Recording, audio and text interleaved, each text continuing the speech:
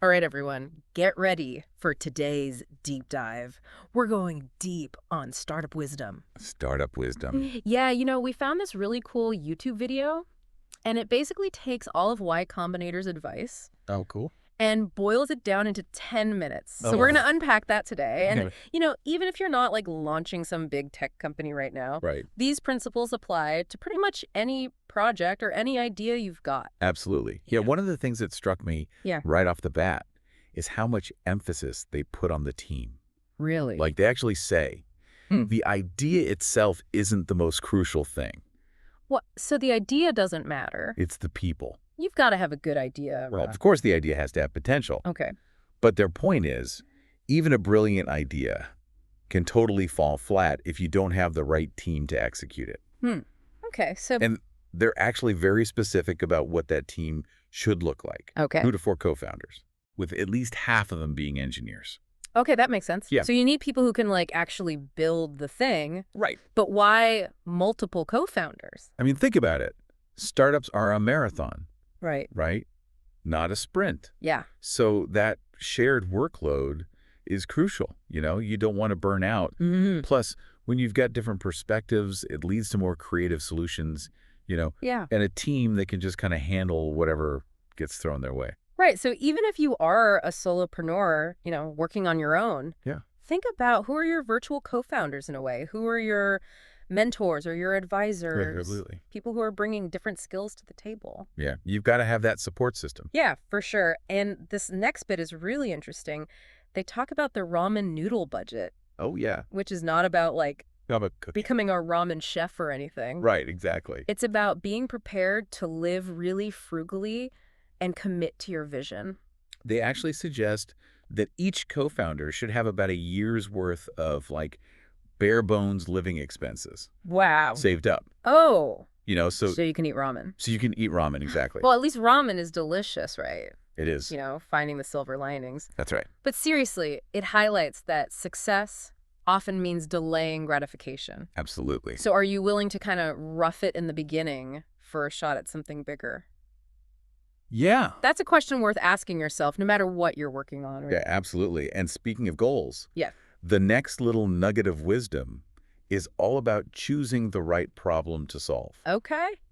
I'm sure you're always trying to get more visibility for your show, right? Always. Well, for startups, it's all about growth. Yeah. Investors want to see things moving up and to the right, Charts going up. charts going up. Yeah. Exactly. Yeah. And to get that kind of growth, you need to focus on the right problems. So what's the magic formula for picking the winning problem? Well, they recommend tackling daily or weekly problems Okay. that you, as the founder, personally experience. Interesting. And they use the example of Uber.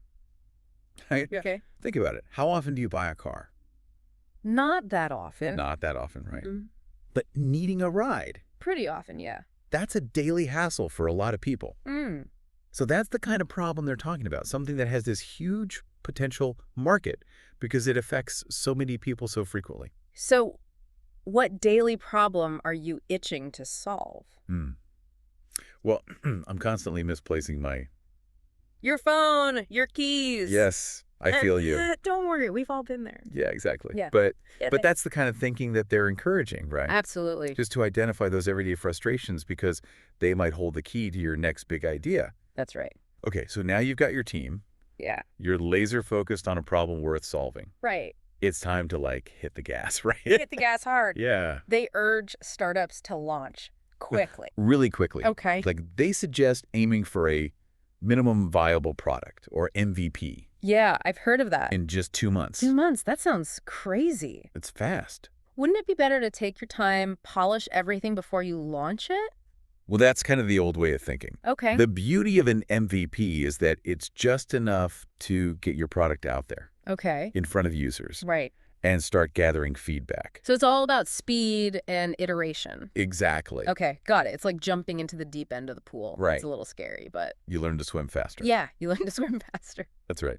Okay, and speaking of moving quickly, Yes. they drop a major truth bomb about what investors really care about. Okay.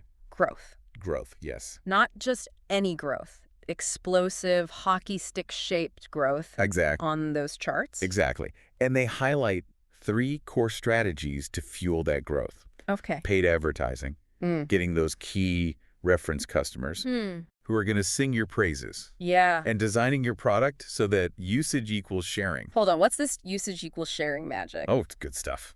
Is it enough to just like slap a share button on your website? It's about baking sharing into the DNA of your product, right? Oh. Think about platforms like Instagram or TikTok, Right. where the very act of using them naturally leads to content spreading Hmm. like wildfire. I see. So it's like built into the actual use of it. That's right. That's the kind of organic growth that investors drool over. Okay, so we've got our dream team. Yeah. We got the problem worth solving. Right. Rocket-fueled growth strategy. Check, check, check. Now, how do we get the word out Well, that's a good question. and attract investors? Right. The video actually gets pretty personal here. Yep. The speaker admits to wasting a ton of money on PR firms. $150,000. Ouch. That's an expensive lesson. Yeah. So what's the alternative? Treat PR like business development. Okay. Think warm introductions. Creating really valuable content that reporters actually want to read. Hmm. And building real relationships with journalists. Okay. It's about adding to the conversation, not just blasting out press releases. All right, so now you've got the press on your side. You're generating some buzz. Yeah, Time to turn that momentum into funding. absolutely. So what's the secret sauce for attracting investors? Speed Speed. and a touch of well-placed FOMO. Okay. They advise scheduling investor meetings back-to-back Ooh. to create a sense of urgency and competition. So it's like, Make them think if I don't invest now, I'm going to miss out. yeah, creating that like bidding war. Exactly. I love the honesty here. The speaker even admits to like cheating Yeah, it's the to make those meetings seem closer together. little white lie. That's funny. It's all about strategic hustle. That's right. Okay, so you've got the funding, now what? Well, don't go on a spending spree. Right. Remember the ramen noodle budget? Right, back to the ramen. They emphasize staying lean and mean, Okay. especially in the early days. So no private jets and champagne just yet. Not yet. Okay, I'll hold off on that. Okay. They even suggest getting a crappier office Yeah. to save money. Yeah. I can see some founders like, Balking at that. yeah, like, what do you mean? I need a nice office to impress people. Yeah, but it's a common misconception. Right. In the early stages, a fancy office can actually be a liability. Really? Yeah, it drains your resources. Hmm? It can create this false sense of security. Okay. It's not about appearances. Right. It's about substance. Yeah. A scrappy team can achieve just as much, if not more, Yeah. than a team in a luxurious office. It's like that saying, it's not about the size of the dog in the fight, but the size of the fight in the dog. Exactly. Okay. I like that. And to keep your financial dog in tip-top shape, Yes. they offer a really simple piece of advice. Okay. Review your expenses every month. Okay. Sounds like common sense. It is, but you'd be surprised how many founders Yeah. neglect this. Rip over it. Yeah, it's easy to let things slip Right. when you're moving fast. Yeah. But financial discipline is essential. Oh. Think of it like checking your vital signs regularly. Hmm. Knowing where your money's going and making informed decisions. This applies to any project, really. Out. Even if you're not running a startup, Yeah. we all have limited resources, whether it's time, money, energy. That's right. Track how you're spending those resources Yes. makes a big difference. Big difference. Okay, now this next bit is something we hear a lot, Okay. but it's worth repeating. Yeah. Hire people who are smarter than you. Yes. They call it raising the average talent with each hire. Right. They emphasize that early hires are crucial Okay. because they set the tone for the entire company culture. Yeah. You want to bring on people who are not only skilled, Yeah. but also passionate about your mission, Right. aligned with your values. It's not just filling a role, it's finding people who believe in what you're building. Exactly. Yeah, who are excited to be part of it. Exactly. And they offer some practical advice Yeah. on how to treat those early employees fairly, Okay. especially when it comes to equity and compensation. Yeah. These are the people who are taking a big risk by joining you Right. in the early stages. For sure. So they deserve to share in the company's success. So it's about creating a win-win where everyone feels valued and motivated. Absolutely. Yeah. Okay, I like that. All right, let's wrap up this first part of our deep dive Okay. with a truly inspiring story. All right. They talk about their second company, Social Cam. Oh, yeah. Remember that? It was a video sharing app. Yeah, back in the day. Really popular back in the day. That's right. What's the story there? Well, they were able to achieve massive success, like over 20 million downloads, Wow. with just 3 founders Really? and no employees. No employees. No employees. That's incredible. It's a testament to what can be accomplished with a small, dedicated team. Laser focus on execution. It challenges the assumption that you need a huge organization Right. to build something successful. It's a reminder that constraints can actually be a catalyst for creativity and resourcefulness. So sometimes less is more. Sometimes less is more. All right, take a moment to digest all that wisdom. Yeah. We'll be back in a flash to dive into even more juicy insights. Now wait. Stay tuned. All right. Welcome back, deep divers, ready for more startup wisdom. You bet. This next part is all about fundraising, Oh, yeah. which can be a real nail-biter for founders. Yeah, It's like navigating this jungle, right? With investors and pitch decks Yeah. and due diligence and all that. Right. But the speaker actually shares some really simple advice Okay. that can make the whole process less daunting. All right, I'm all ears. What's the secret to winning over these investors? So you might think it's all about having a brilliant idea and a killer pitch, right? Of course, yeah. But here's the twist. Yeah.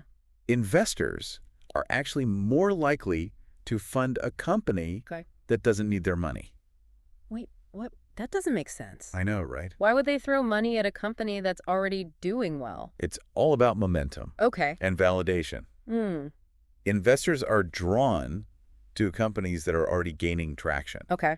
proving their concept. So they can already see it working. Exactly. Okay. Showing they can execute without this huge infusion of capital. So it's like success breeds success. Exactly. Okay. So it's all about showing them you're already on that path to success, Okay. even without their money. Okay. So how do you get to that point? Well, the speaker suggests a few key strategies. Okay. First, ditch the temptation to blow your budget on this massive marketing campaign Right. right out of the gate. Don't spend it all at once. Exactly. Instead, focus on building that minimum viable product. Yeah. That MVP. The MVP. Exactly. Yeah. Lean, Yeah.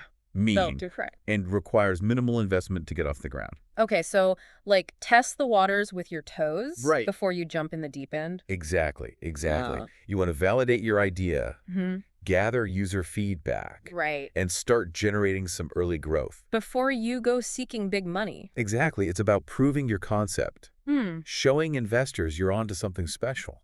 So you're not just asking for money. You're saying, look what we already did. Right. Imagine what we could do with your help. Exactly. Oh, Precisely. Okay. I like that. They also emphasize the importance of doing your homework Okay. and targeting the right investors. Not all investors are created equal. Not all investors are created equal. Okay. You want to find the ones who align with your vision, your stage of development, Yeah. your industry. Right. It's about finding partners who can offer more than just money. People who can bring valuable expertise, Yeah. connections to the table. So it's like finding the perfect mentor, Yeah, but for your company. exactly. It's about building that support network Yeah. that can help you navigate all the challenges. Okay, awesome. So let's shift gears a little bit. Talk about operations. Right. This is where the rubber meets the road. Yes. This is where you have to actually get things done. Make it happen. Yeah. And I have a feeling this is where things can get messy Absolutely. if you're not careful. The speaker really hammers home the importance of staying lean and efficient, Okay. even when it comes to your office space. Yeah, remember that get a crappier office phrase? Yes. They weren't kidding. They were not kidding. I can imagine some founders might be like, no. Yeah. I need a fancy office. Gotta impress people. Yeah. Gotta attract talent. Right. But that's a common misconception. Okay. In the early stages, a swanky office can actually be a liability. Really? It's a drain on your resources, and it can create this false sense of security. It's not about appearances. It's about substance. Right. A scrappy team operating out of a shared workspace Yeah. can achieve just as much, if not more, Okay. than a team lounging in a luxurious office. It's it's not the size of the dog in the fight, Exactly. but the size of the fight and the dog. Exactly. Okay. And to keep your financial dog in tip-top shape, Yes. they offer a really simple piece of advice. Okay. Review your expenses every month.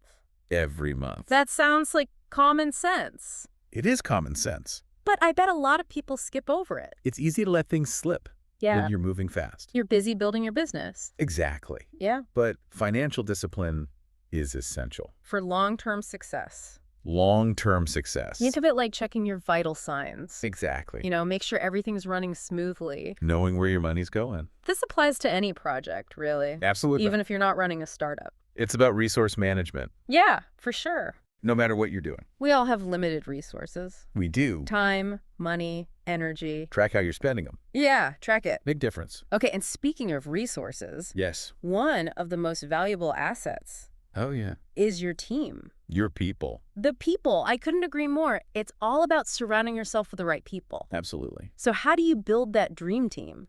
Well, they talk about raising the average talent with each hire. Yeah. They emphasize that early hires are crucial Okay. because they set the tone for the whole company culture. Right. You want to bring on people who are not only skilled, Yeah. but also passionate about your mission, Right. They have to care about it. aligns with your values. It's not just filling a role. It's finding people who believe in what you're building, Yeah. Who are excited to be there. excited to be part of the journey. Yeah. And they offer some practical advice on how to treat those early employees fairly, Okay. especially when it comes to equity and compensation. Okay. Yeah. So they feel valued. These are the people taking a big risk Right. by joining you in the early stages. Sure, for sure. They deserve to share in the company's success. So it's creating that win-win. Absolutely. Where everyone's motivated, feels good. Everybody wins. Okay, I like that now. Towards the end of the video, they share a really interesting story Okay. about their second company, SocialCam. Oh, yeah, Social Cam. You remember that? I do. It was a video sharing app. Way back when. Super popular back in the day. That's right. What's the story there? So they were able to achieve massive success. Okay. Over 20 million downloads Wow. with a team of just 3 founders. 3 founders. 3 founders. Okay. And no employees. No employees. No employees. That's wild. It's a testament to what can be accomplished Mm, with a small, dedicated team. laser focus. Laser focus on execution. Yeah, that's amazing. It really challenges that assumption that you need this large organization Right. to build a successful company. So sometimes less is more. Sometimes less is more. Okay. It's a reminder that constraints Mm.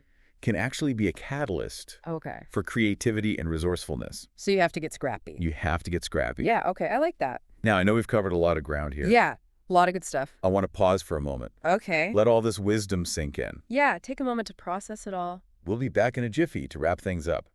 We'll leave you with some final thoughts. Stay tuned. And we're back. It's the final stretch of our Startup Wisdom Deep Dive. We've covered a lot of ground, haven't we? We have, from building that dream team to navigating the, fundraising jungle. Yeah.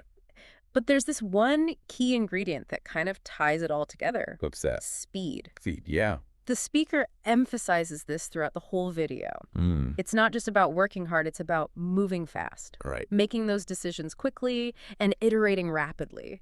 I remember they even suggested, cheating Oh, yeah. to make those investor meetings seem closer together. Yeah, create that FOMO, that fear of missing out. Exactly. Got to create that urgency. Yeah. Make those investors want to jump on board. Like they say, if you're not moving fast, you're falling behind. That's right. And this applies to any project, really. Absolutely. The faster you learn, the faster you adapt. Mm. The faster you reach your goals. I love that. Think about how you can apply that ready, fire, aim approach Yeah. to your own work. Sometimes it's better to just get started and adjust along the way Absolutely. than to spend months planning and never take action. That's the perfectionism trap right there. Yeah. Don't let perfection be the enemy of progress. Hmm. And, the beauty of this approach is that it allows you to embrace failure Oh, interesting. as a learning opportunity. Okay. You're inevitably going to make mistakes. All right.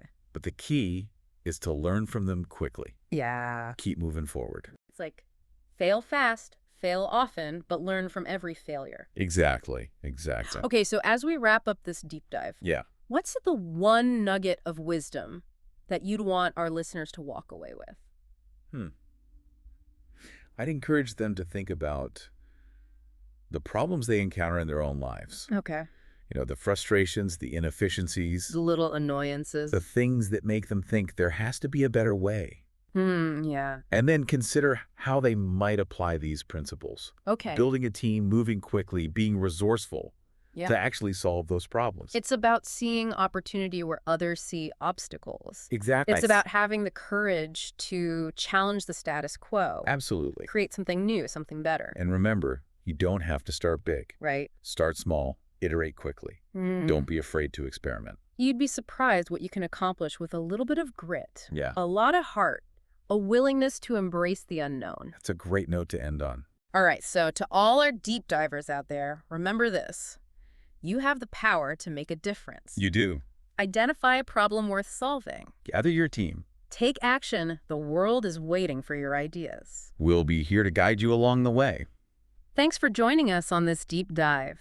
It's been a pleasure. Until next time, keep learning, keep growing. And keep pushing the boundaries. Absolutely.